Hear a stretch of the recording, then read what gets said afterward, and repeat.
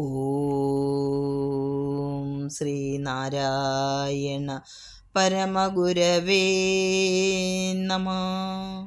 എല്ലാവർക്കും എൻ്റെ വിനീത നമസ്കാരം. ഇന്ന് നമ്മൾക്ക് ഗുരുദേവ കൃതികളുടെ ഒരു പ്രത്യേകത, അതിലുള്ള ദർശനത്തിൻ്റെ പ്രത്യേകതയെക്കുറിച്ച് നോക്കാം. ഭാരത ദർശനങ്ങളിൽ പല മഹാവാക്യങ്ങളുണ്ട്. 4 മഹാവാക്യങ്ങളാണ് ഭാരത ദർശനത്തിലുള്ളത്. തത്വമസി, അഹം ബ്രഹ്മാസ്മി, അയമാത്മാ ബ്രഹ്മ, അതുപോലെ സർവം ഖല്ലിദം ബ്രഹ്മ. ഈ മഹാവാക്യങ്ങളിലെ തത്വം എല്ലാം ഒന്നു തന്നെയാണ്. അപ്പോൾ സർവചരാചരങ്ങളും പരമാത്മാവിൻ്റെ ഭാഗമാണ് എന്ന തത്വത്തെ അടിസ്ഥാനമാക്കിയാണ് മഹാവാക്യങ്ങളുള്ളത്. ഗുരുവിൻ്റെ കൃതികളും ഒട്ടുമിക്കതും അങ്ങനെ തന്നെയാണ് നമ്മൾക്ക് ദർശിക്കാൻ കഴിയുന്നത്. ഇവിടെ മഹാവാക്യങ്ങൾ തത്വമസി, താ ത്വം അസി. താ എന്നാൽ അത്, ത്വം നീ, അസി ആകുന്നു. തത്വമസി, അത് നീ ആകുന്നു. അപ്പോൾ ഈശ്വരൻ എന്ന് പറയുന്നത്, നാം അന്വേഷിക്കുന്ന പരമാത്മാവെന്ന് പറയുന്നത് നാം തന്നെ ആകുന്നു. ചാന്തോക്യ ഉപനിഷത്തിലെ ഒരു മന്ത്രം, അതാണ് സർവം ഖല്ലിദം ബ്രഹ്മ എന്ന മന്ത്രം. ആ മന്ത്രത്തിൽ ഈ ലോകത്ത് ജനിച്ച് അതിൽ തന്നെ ലയിച്ച് അതിൽ തന്നെ ചരിക്കുന്ന ജന്തുക്കളാണുള്ളത്. ഈ ജഗത്തിൽ പരമാത്മാവിൽ നിന്നും ഉണ്ടായി പരമാത്മാവിൽ തന്നെ ചരിച്ച് പരമാത്മാവിൽ തന്നെ ലയിക്കുന്നു. തജ്ജം തല്ലം തദൻ എന്നാണ്. തജ്ജം എന്ന് പറഞ്ഞാൽ അതിൽ നിന്ന് ജനിക്കുന്നത്, തല്ലം അതിൽ ലയിക്കുന്നത്, തദൻ അതിൽ സഞ്ചരിക്കുന്നത്. അങ്ങനെ ജനിച്ച് അതിൽ തന്നെ ചരിച്ച് അതിൽ തന്നെ ലയിക്കുന്നു. അപ്പോൾ ഈ ജഗത്ത് എന്ന് പറയുന്നത് ബ്രഹ്മം തന്നെയാണ്. ആ ബ്രഹ്മത്തിൽ തന്നെയാണ് എല്ലാ ജീവികളും ജീവിക്കുന്നതും. ഓരോ ജീവിയുടെ ഉള്ളിലും, ജീവിയുടെ ഹൃദയാകാശത്തിൽ കടുകിനേക്കാൾ ചെറുതായും എന്നാൽ ആകാശത്തെ പോലെ മഹത്തരമായതുമാണ് നമ്മുടെ ഓരോരുത്തരുടെയും ജീവാത്മാവ്. ആ ജീവാത്മാവും പരമാത്മാവും തമ്മിലുള്ള ബന്ധത്തെയാണ് ഈ മന്ത്രം സൂചിപ്പിക്കുന്നത്. സർവം ഖലു ഇദം ബ്രഹ്മ. ഞാൻ ബ്രഹ്മമായി തീരും എന്ന ഒരു ദൃഢനിശ്ചയമുള്ള ഒരാൾ തീർച്ചയായും ആ പരമാത്മാവായി തന്നെ, അല്ലെങ്കിൽ പരമാത്മ ധ്യാനത്തിലൂടെ ബ്രഹ്മമായി മാറും. അങ്ങനെ ബ്രഹ്മമായി മാറിയ ധാരാളം ഋഷീശ്വരന്മാർ, ധാരാളം ദാർശനികർ, യോഗികൾ, മുനികൾ ഒക്കെ ഉള്ള ദേശമാണ് നമ്മുടെ ഭാരതം. ഇതിലെ മന്ത്രം സർവം ഖല്ലിദം ബ്രഹ്മ തജ്ജലാനിധി ശാന്ത ഉപാസീത് അധ ഖലു കൃതമയഃ പുരുഷോ യഥാ കൃതുരസ്മിൻ ലോകേ പുരുഷോ ഭവതി. ഏകാത്മക മന്ത്രമെന്നും സമന്വയ മന്ത്രമെന്നും അറിയപ്പെടുന്ന അടിസ്ഥാന തത്വങ്ങളാണ് ഈ മന്ത്രം. ശാസ്താവ്, സുബ്രഹ്മണ്യൻ, ശിവൻ, ദേവി, വിഷ്ണു തുടങ്ങി വിഭിന്നങ്ങളായ ആരാധനാമൂർത്തികൾ നമുക്കുണ്ട്. ഇവയൊക്കെ സ്തുതിക്കാനായി ഗുരു നമ്മൾക്ക് കൃതികളും രചിച്ചു തന്നിട്ടുണ്ട്. ഗണപതി, മുരുകൻ, വിഷ്ണു, ദേവി, ശിവൻ എല്ലാറ്റിനും തന്നിട്ടുണ്ട്. ഇതെല്ലാം തന്നെ ബ്രഹ്മത്തിൽ ലീനമായതാണ് എന്ന തത്വമാണ് നമ്മുടെ ഭാരതത്തെ നയിക്കുന്ന ഒരു വിശ്വാസം തന്നെ. അതാണ് 33 കോടി ദേവകൾ ഉണ്ടെങ്കിലും എല്ലാം ഒന്നിൽ നിന്ന് ഉള്ളതാണ് എന്ന അടിസ്ഥാനമായ വിശ്വാസം. അത് പല വഴികളിലൂടെ സഞ്ചരിച്ച് പരമമായ സ്ഥാനത്തെത്തുന്ന ഒരു തീർത്ഥാടകനെ പോലെ വിവിധ ആരാധനാ സമ്പ്രദായങ്ങൾ അല്ലെങ്കിൽ വിവിധങ്ങളായ മാർഗങ്ങളിൽ സ്വീകരിച്ച് ജീവിത സാക്ഷാത്കാരം നേടുകയാണ്. അനശ്വരമായ ഒരു ചൈതന്യത്തിൽ തുടങ്ങി അവിടെ തന്നെ എത്തുന്നു. മനുഷ്യ മനസ്സിലെ ഉച്ചനീചത്വങ്ങളും വിഭാഗീയതയും ഇല്ലാതാകേണ്ടതാണ്. അതാണ് സനാതന ധർമ്മത്തിൻ്റെ ലക്ഷ്യം. നമ്മളുടെ ധർമ്മം എന്തുകൊണ്ട് നിലനിൽക്കുന്നു? സനാതനമായി ഒന്നും മാറ്റം വരാതെ നിലനിൽക്കുന്നത് അതിൻ്റെ ലക്ഷ്യം എന്തായതുകൊണ്ടാണ്? മനുഷ്യ മനസ്സിലെ ഉച്ചനീചത്വങ്ങളൊക്കെ മാറണം, വിഭാഗീയത മാറണം, ഇതെല്ലാം ഇല്ലാതാകണം എന്നതാണ് നമ്മുടെ ധർമ്മത്തിൻ്റെ തന്നെ ലക്ഷ്യം. ഈ പരമാത്മാവ് എവിടെ സ്ഥിതി ചെയ്യുന്നു?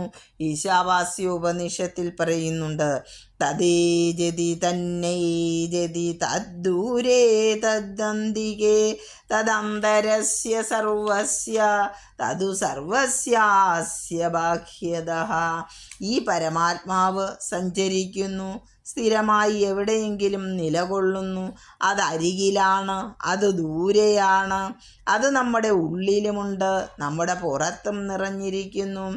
അത് ബാഹ്യ ഇന്ദ്രിയങ്ങൾ കൊണ്ട് പ്രാപ്യമല്ല. നമ്മളുടെ പഞ്ച ഇന്ദ്രിയങ്ങൾ കൊണ്ടത് കാണാൻ സാധിക്കുകയില്ല. കാണാനോ തൊടാനോ കേൾക്കാനോ രുചിക്കാനോ ഒന്നും സാധ്യമായത് അല്ല.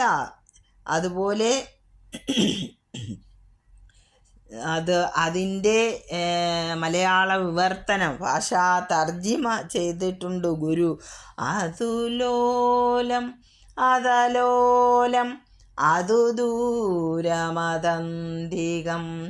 അതു സർവാന്തരം അതു സർവത്തിനും പുറത്തുമാം.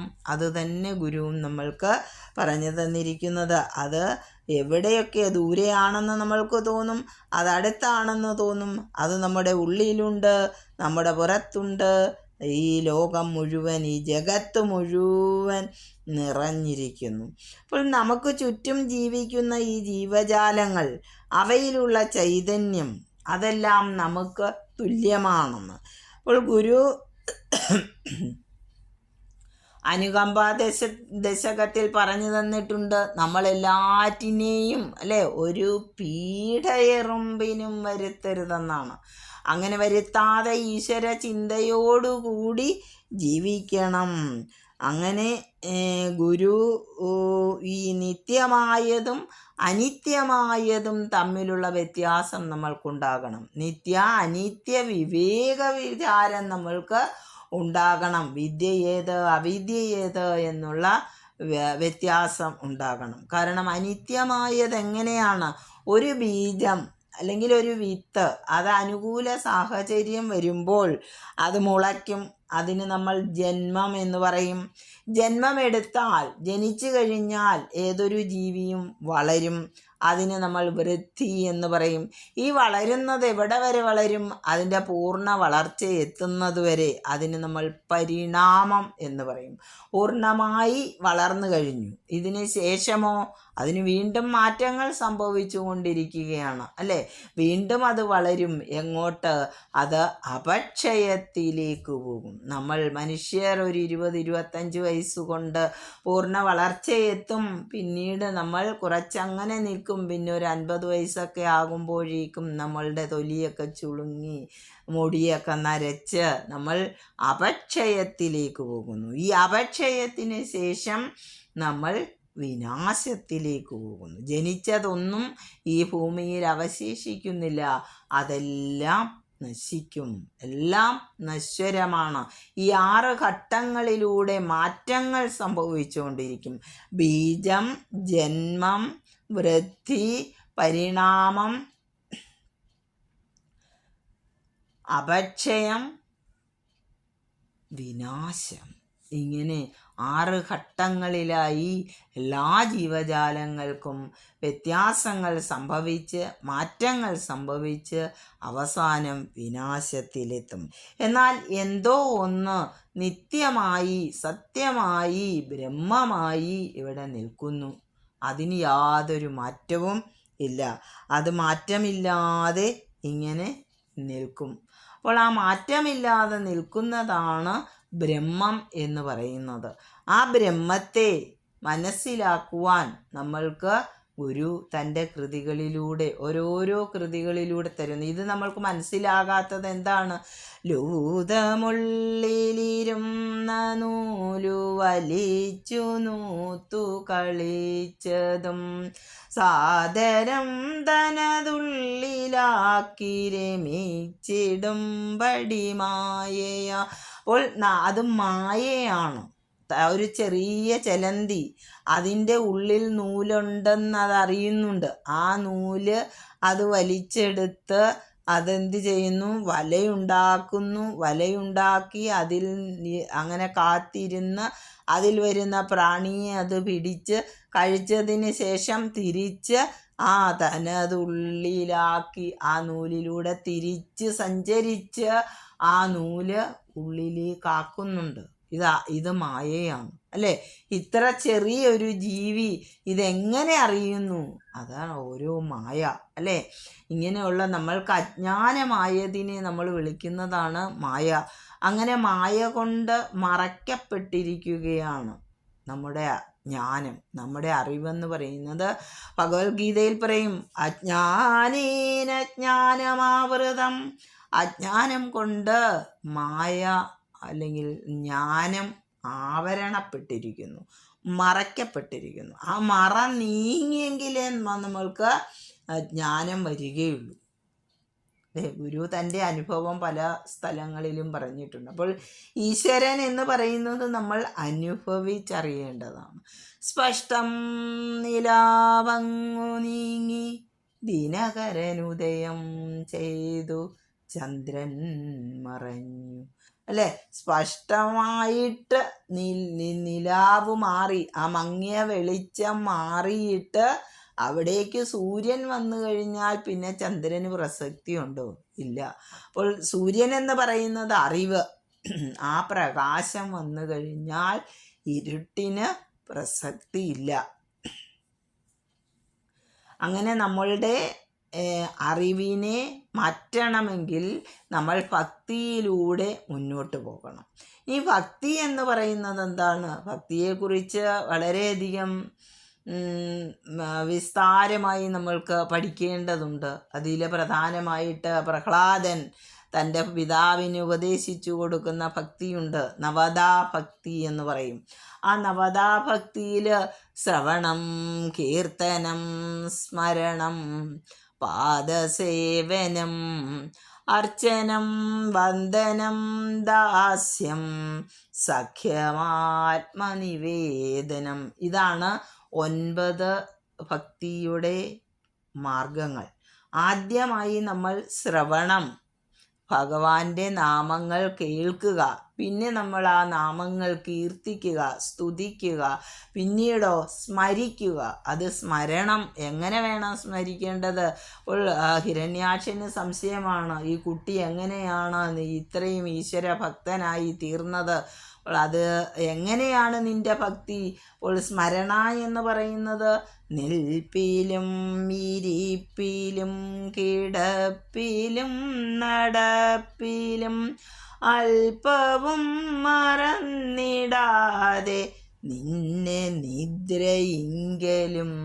അപ്പോൾ എല്ലാ സ്ഥലത്തും നിൽക്കുകയാണെങ്കിലും ഇരിക്കുകയാണെങ്കിലും കിടക്കുകയാണെങ്കിലും നടക്കുകയാണെങ്കിലും ഊണിലും ഉറക്കത്തിലും എല്ലാം ഈശ്വരനെ നിരന്തരമായ സ്മരണ, കൈവിടാതെയുള്ള സ്മരണ അല്ലേ? അങ്ങനെയുള്ള സ്മരണ വേണം. നിന്മൈ വിട്ടകലാതെ ചിന്തയും വേണമെന്ന് ഗുരു പ്രാർത്ഥിക്കുന്നുണ്ട് അല്ലേ? അപ്പോൾ അങ്ങനെ ഈശ്വരനെ അങ്ങനെ സ്മരിക്കണം. ആ സ്മരിച്ചതിന് ശേഷമോ പാദസേവനം. പാദസേവനം എന്നാൽ ഗുരുവിൻ്റെ പാദത്തിൽ ഒരു പുഷ്പം ഇടുന്നത് മാത്രമല്ല പാദസേവനം എന്ന് പറയുന്നത്. പാദസേവനം ഭഗവത് സൃഷ്ടങ്ങളായ പരമാത്മാംശങ്ങളായ എല്ലാറ്റിനെയും സേവിക്കണം. എല്ലാറ്റിനോടും കരുണയോടും സ്നേഹത്തോടും കൂടി വർദ്ധിക്കണം. അപ്പോഴാണ് നമ്മൾ പാദസേവനം ചെയ്തു എന്നതിന് അർഹരാകുന്നത്. പിന്നീട് അർച്ചനം. അർച്ചന ചെയ്യുക, ഭഗവത് പാദങ്ങളിൽ അർച്ചിക്കുക. ആ അർച്ചന എങ്ങനെ വേണം? അർപ്പണ ബുദ്ധിയോടെ മന്നമലർ കൊയ്തു മഹേശ പൂജ ചെയ്യും മനുജനു മറ്റൊരു വേല ചെയ്തിടേണ്ട. അപ്പോൾ മനസ്സാകുന്ന മലരെടുത്ത് ഭഗവാന്റെ പാദത്തിലേക്ക് അർപ്പിക്കുന്ന മനുഷ്യന് വേറൊന്നും ചെയ്യണ്ട. എന്നാൽ നമ്മൾക്കത് സാധ്യമല്ല. മനസ്സിനെ അത്ര കേന്ദ്രീകരിച്ച് ഈശ്വരനിലേക്ക് കൊണ്ടുപോയി അർപ്പിക്കാൻ മാത്രം നമ്മൾ മാനസികമായി വളർന്നിട്ടില്ല. അങ്ങനെയാണെങ്കിലോ വനമലർ കൊയ്തു മതല്ലയായിൽ മായാമനൂരു വിട്ടുമിരിക്കിൽ മായ മാറും. ഈ മായയെ മാറ്റണമെങ്കിൽ നിങ്ങൾ അല്ലാത്ത പുഷ്പങ്ങൾ, വനമലർ, ആ പൂക്കളെടുത്ത് ഭഗവത് പാദത്തിൽ അർച്ചിച്ചു. വെറുതെ അർച്ചിച്ചാൽ പോരാ, മന്ത്ര ഉരുവിട്ടുകൊണ്ട് പൂക്കൾ അർപ്പിച്ചാലും നിരന്തരം അങ്ങനെയാണെങ്കിലും നിങ്ങളുടെ മനസ്സിൽ നിന്ന് ആ മായ മാറിക്കിട്ടും. പിന്നീട് വന്ദനം. ശ്രവണം, കീർത്തനം, സ്മരണം, പാദസേവനം, അർച്ചനം.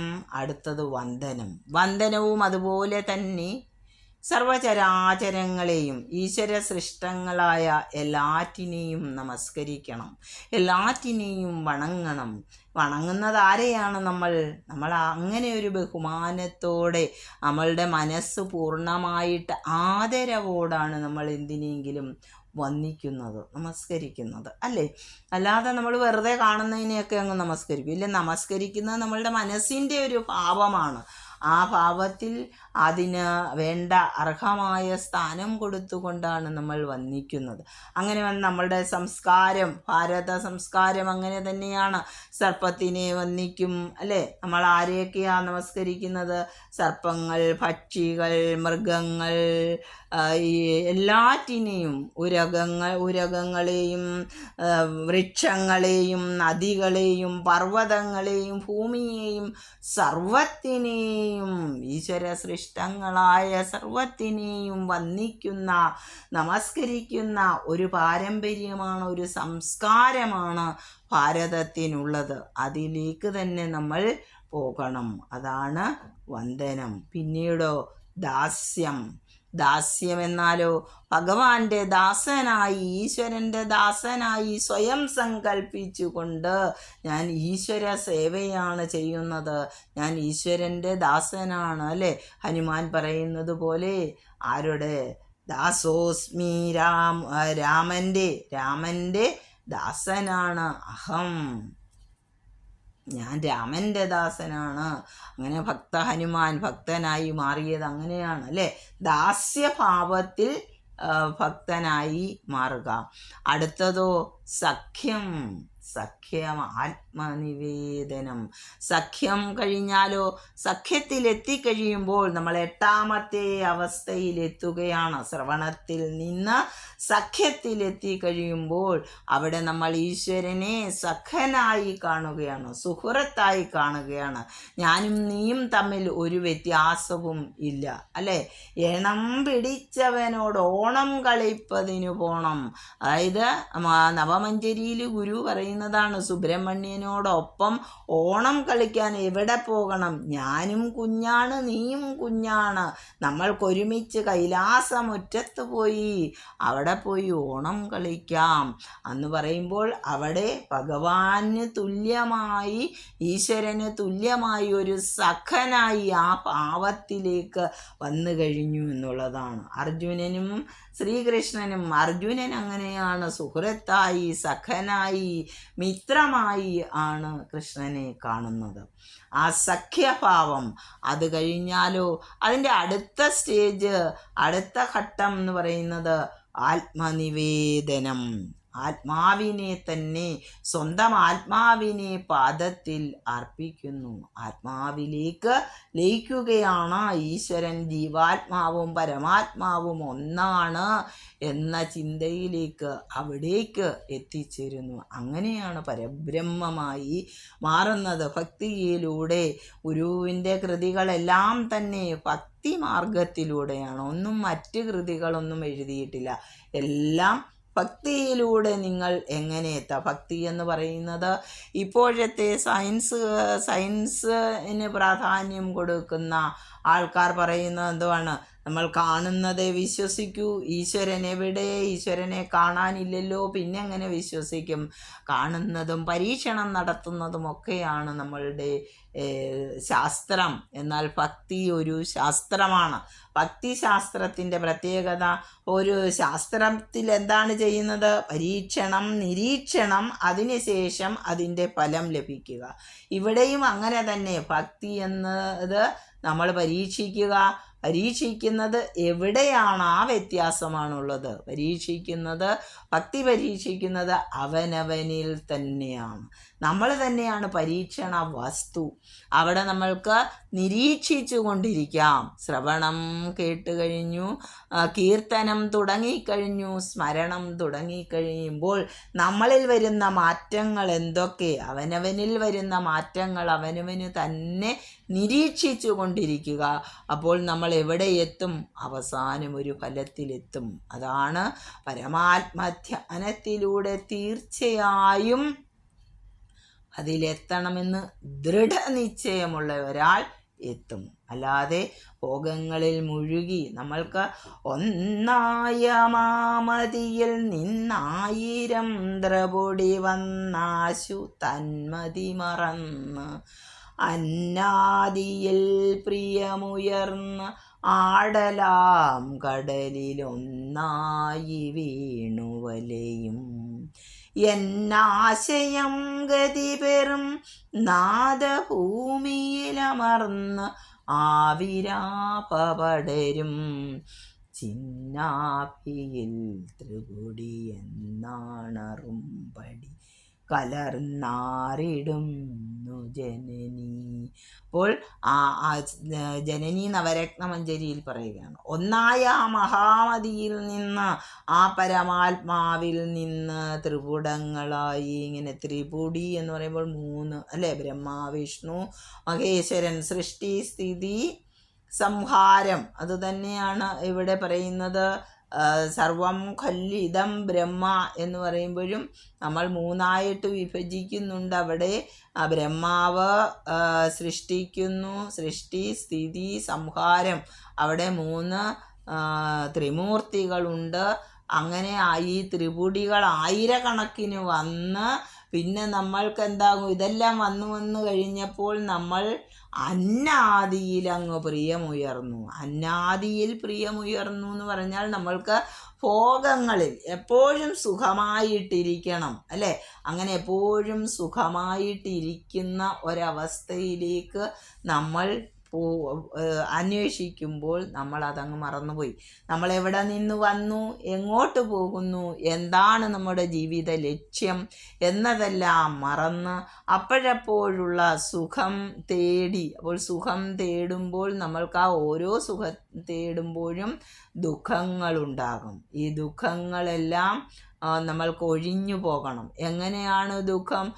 ഒട്ടാകെയെന്നും ഒരു പട്ടാങ്ങമായ വഴി കിട്ടാതുഴന്നു വലയും മുട്ടാളനായ മമ കെട്ടായ ദാരസുത മുട്ടായ ദുഃഖമൊഴിവാൻ. നമുക്ക് ഏത് ദുഃഖമാണ് ഉള്ളത്? കെട്ടായ ദാരസുത മുട്ടായ. അപ്പോൾ കളത്ര പുത്ര ബന്ധുമിത്രാദികളാൽ കെട്ടപ്പെട്ടു ബന്ധിച്ചിരിക്കുകയാണ് നമ്മൾ. ആ ബന്ധനത്തിൽ നമ്മൾക്ക് പല രീതിയിലും ദുഃഖങ്ങൾ മാത്രമേ ഉള്ളൂ. അപ്പോൾ അങ്ങനെയുള്ള ആ ദുഃഖം ഒഴിവാകാൻ വേണ്ടി നമ്മൾക്ക് ഈശ്വര സഹായം ആവശ്യമാണ്. അപ്പോൾ നമ്മൾ ഈശ്വരനെ വിളിക്കും, ആ ദുഃഖം ഒഴിച്ച് തരണേ, ഇത് വിശാഖ ഷഷ്ടിയിൽ ഗുരു അപേക്ഷിക്കുന്നതാണ്. പളനിവാസനോട് അപേക്ഷിക്കുകയാണ്. എന്തുകൊണ്ടാണ് അപേക്ഷിക്കുന്നത്? മാലാകവേ പളനി കൈലാസവാസി സുതവേലായുധത്തിനെതിരല്ല. അപ്പോൾ എൻ്റെ എത്ര ദുഃഖങ്ങളുണ്ടെങ്കിലും നിൻ്റെ കയ്യിൽ എന്തിരിപ്പുണ്ടല്ലോ? വേലായുധം ഇരിപ്പുണ്ട്. ആ വേലുകൊണ്ട് എൻ്റെ ദുഃഖങ്ങളെല്ലാം ഒന്ന് എടുത്ത് മാറ്റി തരേണമേ. എന്നെ നല്ല വഴിയിലൂടെ സഞ്ചരിക്കാൻ നയിക്കണമേ എന്ന പ്രാർത്ഥനയാണ് വിശാഖ ഷഷ്ടിയിലുള്ളത്. അങ്ങനെ ഓരോ കൃതികളിലും അങ്ങനെ തന്നെയാണ് പ്രാർത്ഥന. നന്മ നിറഞ്ഞ പന്ഥാവിലൂടെ നമ്മളുടെ വഴികളെ കൊണ്ടുപോകണമേ. അപ്പോൾ നമ്മൾ സൗഹൃദത്തോടെ, സാഹോദര്യത്തോടെ, പരസ്പര ബഹുമാനത്തോടെ ജീവിക്കാനുള്ള പ്രാപ്തി നമ്മൾക്ക് ഉണ്ടാകണം. അത് ഈശ്വര ചിന്ത കൊണ്ട് മാത്രമേ ഉണ്ടാകുകയുള്ളൂ. ഭക്തിയിലൂടെ നമ്മൾക്ക് അവിടെ എത്താൻ സാധിക്കും. വേറെ ദർശനങ്ങളൊക്കെ ഉണ്ട്, യോഗമാർഗം, കർമ്മമാർഗം, അങ്ങനെ ഷഡ്ദർശനങ്ങളിൽ ഒന്നാണ് ഭക്തി എന്ന് പറയുന്നത്. അപ്പോൾ ഭക്തിയിലൂടെ പോയാലും നമ്മൾക്ക് അവിടെ എത്താം. സനാതന ധർമ്മത്തിൻ്റെ മൂല്യത്തിലേക്ക് എത്തിച്ചേരണമെങ്കിൽ ഏത് മാർഗം, അപ്പോൾ വിവിധങ്ങളായ ദൈവങ്ങളെ ആരാധിച്ചത് കൊണ്ട് ഒരു പ്രശ്നവുമില്ല. അവരവർക്ക് ഇഷ്ടദേവതകളുണ്ട്, അവരെയും ആരാധിക്കാം. പക്ഷേ ഏതൊന്നിനെ ആരാധിച്ചാലും നമ്മൾ പോകുന്ന വഴി ഈ ഉയർച്ചയിലൂടെ, ഭക്തി മാർഗത്തിലൂടെ ഉയർന്നുയർന്ന് നമ്മൾ പരമാത്മാ ധ്യാനത്തിലൂടെ എത്തിച്ചേരുവാൻ എല്ലാവർക്കും സാധിക്കുന്നതാണത്. പക്ഷെ അതിന് ദൃഢനിശ്ചയം വേണം, മാനസികമായ ഒരു ദൃഢനിശ്ചയം ഉണ്ട്. മനസ്സെന്ന് പറയുന്നത് വളരെ ബൃഹത്തായതാണ്. അതിൻ്റെ ചാഞ്ചല്യത്തിൽ നിന്നെല്ലാം അതിനെ കടിഞ്ഞാണിട്ട് നിയന്ത്രിച്ച് കൊണ്ടുപോയി കഴിഞ്ഞാൽ നമുക്ക് എല്ലായിടത്തും എത്താൻ കുറച്ച് കഴിയുമ്പോൾ നമ്മൾക്ക് ഇതൊക്കെ വളരെ ആയാസമായത് ആകും. ആദ്യം നമ്മൾക്ക് ഇച്ചിരി ബുദ്ധിമുട്ടുണ്ടാകും, അല്ലേ? ആദ്യത്തെ ഓരോന്നിൽ നിന്ന് വിട്ടുമാറാൻ, നമ്മൾ ശീലിച്ചു വന്ന ശീലങ്ങളൊക്കെ നമുക്ക് മാറ്റാൻ ചിലപ്പോൾ കുറച്ച് ബുദ്ധിമുട്ടുണ്ടായെന്നിരിക്കാം. എന്നാലും എല്ലാവരും ശ്രമിക്കുക. പരിശ്രമം ചെയ്യുകിലെന്തിനേയും വശത്തിലാക്കാൻ കഴിവുള്ളവണ്ണം ദീർഘങ്ങളാം കൈകളെ നൽകിയത്രേ മർത്യനെ പാരിലയച്ചതീശൻ. അല്ലേ? നമുക്ക് തന്നിട്ടുണ്ട് കൈകൾ. എന്തിന്? പരിശ്രമം ചെയ്യുകിലെന്തിനേയും വശത്തിലാക്കാം. അപ്പോൾ പരിശ്രമിച്ചാൽ നമുക്ക് എന്തും വശത്താക്കാനുള്ള ശക്തി തന്നാണ് ഈശ്വരൻ നമ്മെ ഭൂമിയിലേക്ക് അയച്ചിട്ടുള്ളത്. അപ്പോൾ എല്ലാവരും അതിനായി പരിശ്രമിക്കുക. ജീവിത ലക്ഷ്യ സാക്ഷാത്കാരം ഏവർക്കും ഉണ്ടാവാൻ ഇടവരട്ടെ. ഇത്രയും സമയം എൻ്റെ വാക്കുകൾ വളരെ ശ്രദ്ധയോടെ ശ്രവിച്ചു കൊണ്ടിരുന്ന നിങ്ങൾക്ക് ഏവർക്കും എൻ്റെ ഹൃദയം നിറഞ്ഞ നന്ദി രേഖപ്പെടുത്തുന്നു. നന്ദി, നമസ്കാരം.